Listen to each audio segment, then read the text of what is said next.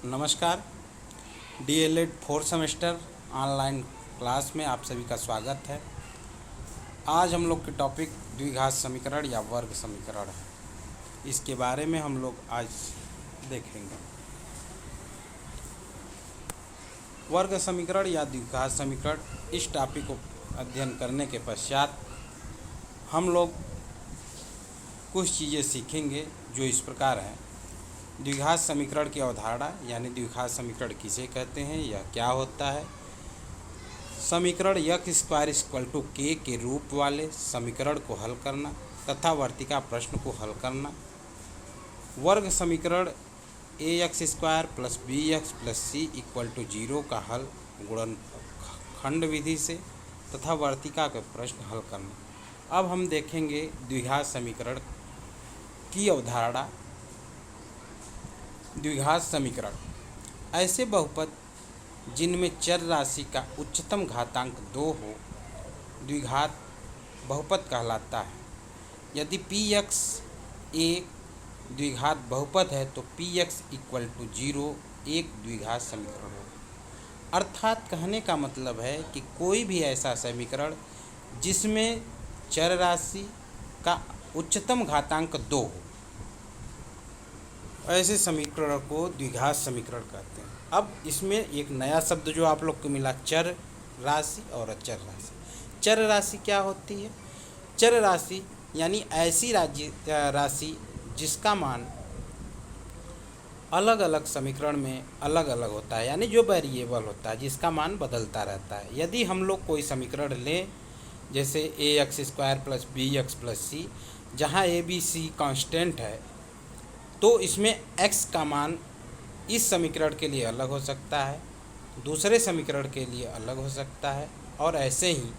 परंतु द्विघात समीकरण होने के लिए जो सबसे मुख्य कंडीशन है, आवश्यकता है, वह यह है कि चर का घात अधिकतम 2 होना चाहिए, 2 से अधिक नहीं होना चाहिए। निम्न उदाहरणों का अवलोकन करिए। ये जो समीकरण दिए गए हैं इसको हम पहले ध्यानपूर्वक देखें, फिर इस पे चर्चा करेंगे। पहला है x² = 9, दूसरा है 9x² = 16, तीसरा है 25x² = 64, चौथा है x² - 5x - 6 = 0, पाँचवा है 3x² + 10x + 8 = 0 और छठा है 2x² + 5x - 7 = 0। इन्हें वर्ग समीकरण कहते हैं क्योंकि इनके चर x का अधिकतम घात 2 है।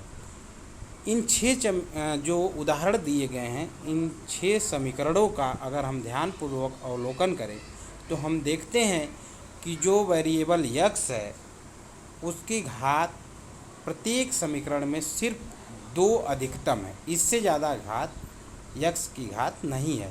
अतः ये जितने भी समीकरण दिए गए हैं यहाँ इस उदाहरण में, ये सभी द्विघात समीकरण कहलाएंगे। अब हम इसको यदि हल करना चाहें तो x² = 9, तो दोनों तरफ हम लोग वर्गमूल निकाल लेते हैं। तो x का वर्गमूल x हो जाएगा और 9 का वर्गमूल +3 और 9 3 हो जाएगा। अब +3 और 9 3 कैसे होगा और क्यों होगा? क्योंकि x का स्क्वायर हम लोग करेंगे, क्योंकि ये चर संख्या है तो x का स्क्वायर x होगा, लेकिन +3 का भी अगर हम स्क्वायर करेंगे तो भी 9 आएगा और -3 का भी स्क्वायर करेंगे तो भी 9 आएगा। अतः यह समीकरण द्विघात समीकरण कहलाता है। अब हम आगे देखते हैं। समीकरण 3x² - 4x + 1 = 2x² - 2x + 4। इसको ध्यानपूर्वक देखें, ये 2 अलग अलग समीकरण दिख रहे हैं। अब इन दोनों समीकरण को अगर हम, ये बहुपद हैं, ये 2 बहुपद हैं, अगर इन 2 बहुपद को हम ax² + bx + c = 0 के रूप में लिखेंगे तो ये समीकरण बन जाएंगे। और इसको हम लोग लिखते हैं तो सबसे पहले आप ध्यान दीजिए कि इसमें 3x² प्लस 4x प्लस 1 बराबर 2x² माइनस 2x प्लस 4। अब हम लोग 2x² माइनस 2x प्लस 4 को पक्षांतर करके 3x² की तरफ ले जाएंगे, तो हमें जो समीकरण प्राप्त होगा वह होगा 3x² minus 4x plus 1 minus कोष्टक में 2x² माइनस 2x प्लस 4 कोष्टक बंद बराबर 0 हो जाएगा। अब हम लोग दोनों को खोल के जोड़ेंगे तो हमें जो समीकरण प्राप्त होगा वह होगा 3x² minus 4x plus 1 minus 2x² plus 2x minus 4 equal to 0, या x² माइनस 2x माइनस 3, क्योंकि 4x में से 2x जब घटेगा तो 2x प्राप्त होगा, माइनस 4 में से प्लस 1 घटेगा तो माइनस 3 प्राप्त होगा, और 3x² में से माइनस 2x² जब घटेगा तो x² बचेगा। इस प्रकार से हमें जो समीकरण प्राप्त होगा वह x² minus 2x minus 3 equal to 0 के रूप में होगा। यदि हम इसकी तुलना ax² plus bx plus c से करते हैं तो हम देखते हैं कि a का मान 1, b का मान -2 और c का मान 3 प्राप्त होता है। अतः यह समीकरण भी वर्ग समीकरण का एक मानक रूप है। अब हम x² बराबर k वाले जो ऐसे समीकरण हैं जो x² बराबर k के रूप में है, इनको कैसे हल करेंगे। इस उदाहरण को हम ध्यानपूर्वक देखें तो हमें जो प्राप्त होगा वो इस प्रकार है। हम उदाहरण लेते हैं, पहला x² बराबर 9, दूसरा x² बराबर 25, तीसरा x² इक्वल टू 18।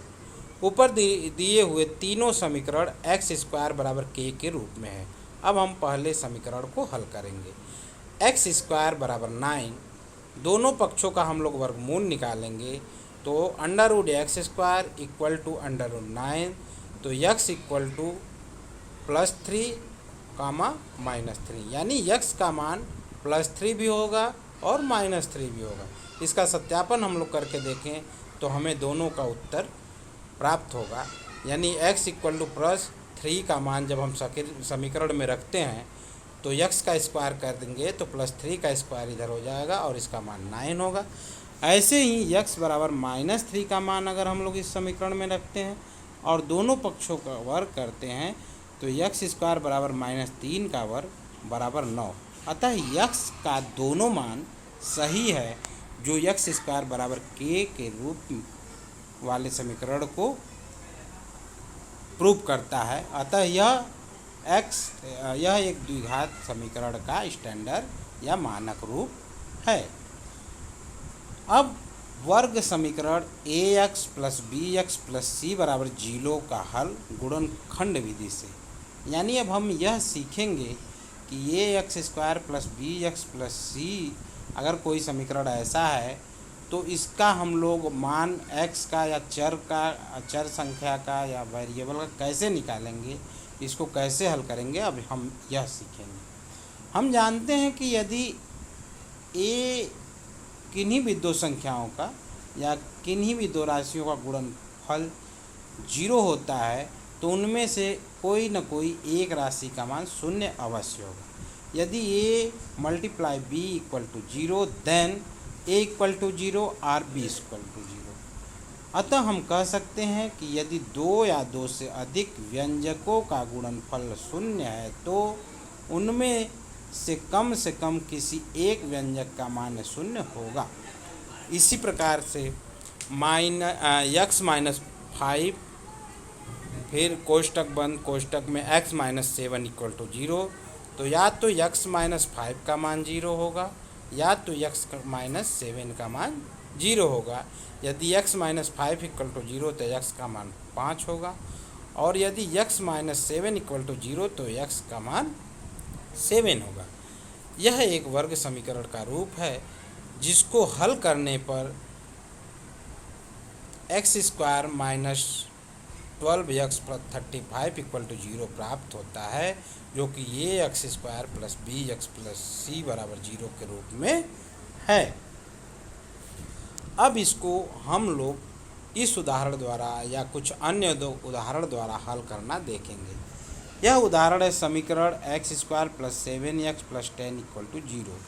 इसको हम लोगों को हल करना है, और यह जो समीकरण है यह द्विघात समीकरण A x square plus B x plus C से इसकी तुलना हम लोग करते हैं तो हम पाते हैं कि ए बराबर 1, बी बराबर 7 और सी बराबर 10। अब हम इधर देखें A multiply C equal to 10 गुणा करने पर हमें A multiply C equal to 10 यानी एक्स स्क्वायर का जो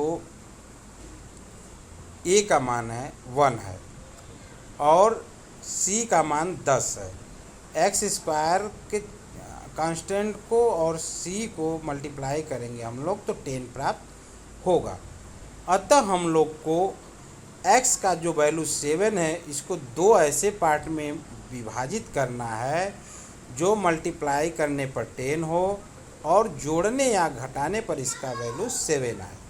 तो हम उसको 7 को दो भागों में तोड़ते हैं और वह हमें 2 और 5 के रूप में प्राप्त होता है, जिसको गुणा करने पर 10 प्राप्त होता है और जोड़ने पर 7 प्राप्त होता है। इस प्रकार से हमें जो समीकरण प्राप्त होता है वह एक्स स्क्वायर धन 2x प्लस 5x प्लस 10 बराबर 0। अब हम लोग एक्स स्क्वायर प्लस 2x को एक कोष्टक में, 5x प्लस 10x को दूसरे कोष्टक में रखते हैं और इसके बाद इसको हल करते हैं तो हम लोग को प्राप्त होता है x कोष्टक में x प्लस 2 प्लस 5 कोष्टक में x प्लस 2 इक्वल टू 0। अब x प्लस 2 को हम लोग कॉमन ले लेते हैं तो प्राप्त होता है x प्लस 2 कोष्टक में x प्लस 5 इक्वल टू 0। अतः हमें यहाँ चर x के दो वैल्यू प्राप्त होते हैं। पहला है यदि x प्लस 2 बराबर 0 तो x बराबर -2, अथवा x प्लस 5 बराबर 0 तो x बराबर -2।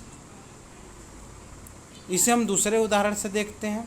समीकरण x square plus x plus 6 equal to 0। अब हम देखते हैं x के कांस्टेंट यानी a को और c को मल्टीप्लाई करेंगे तो -6 आता है। इसलिए हम लोग को जो x है यानी जो x का कांस्टेंट है b, उसको दो ऐसे पार्ट में हम लोग को विभाजित करना है जिसको मल्टीप्लाई करने पर -6 और जोड़ने पर 1 प्राप्त हो। अतः हम इसको दो भाग में विभाजित करते हैं तो यह -3 प्लस 2 के रूप में प्राप्त होता है। अतः हम समीकरण को x square plus x minus 6 बराबर 0 को लिख सकते हैं x square plus 3x minus 2x minus 6 equal to 0 बराबर x square plus 6x minus 2x minus 6 equal to 0। तो x प्लस 3 को हम लोग कॉमन लेते हैं। एक्स स्क्वायर प्लस 3x को एक ब्रैकेट्स में रखते हैं, फिर 2x माइनस 6 को दूसरे ब्रैकेट में रखते हैं और हम लोग पहले ब्रैकेट से x कॉमन लेते हैं तो हो जाता है x ब्रैकेट में x प्लस 3 माइनस दूसरे ब्रैकेट से 2 कॉमन लेते हैं तो उसमें प्राप्त होता है x plus 3 equal to 0। x plus 3 दोनों से हम लोग कॉमन लेते हैं तो हमें प्राप्त होता है पहले से x और दूसरे से -2 बराबर 0। अतः x प्लस 3 बराबर 0 हो तो x का मान -3 बराबर प्राप्त होगा, और यदि x माइनस 2 इक्वल टू 0 है तो x बराबर 2 प्राप्त होगा। ऐसे ही आप अन्य उदाहरण देख सकते हैं। चूँकि यह टॉपिक मैथमेटिकल ज़्यादा है, थ्योरेटिकल कम है, इसलिए इसमें आपको ज़्यादा से ज़्यादा करने की आवश्यकता है। आप ज़्यादा से ज़्यादा हल करिए, जो न आए उसको आप पूछ सकते हैं। और गणित को कठिन कहते कहते बना दिया गया है। गणित बहुत सरल सब्जेक्ट है। अगर इसको हम ध्यानपूर्वक समझें तो इस चैप्टर में कोई भी ऐसे क्वेश्चन नहीं है जिन्हें आप हल नहीं कर सकते। यह बहुत ही सिंपल चैप्टर है और इसके क्वेश्चन बहुत ही सिंपल हैं, इसलिए इसको आप लोग आसानी से करिए। अब लास्ट हम लोग का है वर्ग समीकरण ax² + bx + c = 0 पर आधारित साधारण वर्तिका प्रश्न। यानी इसमें हमें खुद समीकरण बनाना है, उसके बाद समीकरण से हमें चर राशि का मान ज्ञात करना है। जैसे उदाहरण देखते हैं, दो क्रमागत संख्याओं का गुणनफल 20 है, संख्याएं ज्ञात कीजिए। अब हमको कोई संख्या प्राप्त नहीं है, सिर्फ दो क्रमागत संख्याओं का हमको मान दिया गया है। तो हम लोग मान लेते हैं कि पहली संख्या x है, तो उसके ठीक आगे की संख्या x + 1 होगी। अतः पहली संख्या x और दूसरी संख्या x + 1 होगी। अब प्रश्नानुसार x × x + 1 = 20, यानी दो क्रमागत संख्याओं का गुणनफल 20 है, यानी x × x + 1 = 20। जब हम इसको हल करते हैं या इस ब्रैकेट को खोलते हैं तो हमें प्राप्त होता है x² + x = 20। Then x² + x पक्षांतर करके 20 को हम लोग इधर लाते हैं तो हो जाएगा -20 = 0। अब a × c = -20 और हम लोग को पाँच को ऐसे दो पार्ट में तोड़ना है, जिसे जोड़ने या घटाने पर 5 प्राप्त हो और गुणा करने पर -20 प्राप्त हो। तो हम देखेंगे कि 5 दो भागों में तोड़ते हैं हम लोग x को, तो हमें जो प्राप्त होता है 5 - 4 प्राप्त होता है। x² + 5x - 4x - 20 = 0। अब हम लोग x² + 5x को एक ब्रैकेट में रख लेते हैं, -4x + 20 को दूसरे ब्रैकेट में रख लेते हैं। पहले ब्रैकेट से x कॉमन लेते हैं तो बचता है x + 5, दूसरे ब्रैकेट से -4 कॉमन लेते हैं तो बचता है x + 5 = 0। अब हम लोग x + 5 कॉमन लेते हैं तो हो जाता है x + 5 ब्रैकेट में x - 4 = 0, या यहाँ हमें x की दो वैल्यू प्राप्त होती है, x = 4 या x = 5। अब चूँकि दोनों संख्याएं हैं इसलिए अभिष्ट संख्या 4 और 5 होगी, अथवा -4 और -5 होगी। इसी प्रकार से आप अन्य उदाहरण देख सकते हैं, क्योंकि संख्याएं धनात्मक भी होती है ऋणात्मक भी होती है, इसलिए ये दोनों सही है। इसमें आप 4 और 5 भी हो सकता है, -5 और 4 भी होगा x की वैल्यू। अब ऐसे ही दूसरा उदाहरण है, आप इसको देखिए। अब मूल्यांकन प्रश्न जो आपको करना है, इसे आप बड़े सावधानी पूर्वक करिए, प्लस माइनस को ध्यान दीजिए, और जहाँ कहीं भी समस्या हो आप हमसे संपर्क कर सकते हैं। हमारा मोबाइल नंबर, हमारा व्हाट्सएप नंबर, हमारा यूट्यूब, आप कमेंट कर सकते हैं, मैं आपको उसका सलूशन बताऊंगा और हम लोग मिलजुल कर इस चैप्टर को बड़े आसानी पूर्वक हल कर सकते हैं, समझ सकते हैं। तो इस प्रकार से यह चैप्टर समाप्त हुआ। आप इसको हल करिए, और अगर कहीं भी कोई समस्या है तो आप हमसे संपर्क करिए। बहुत बहुत धन्यवाद।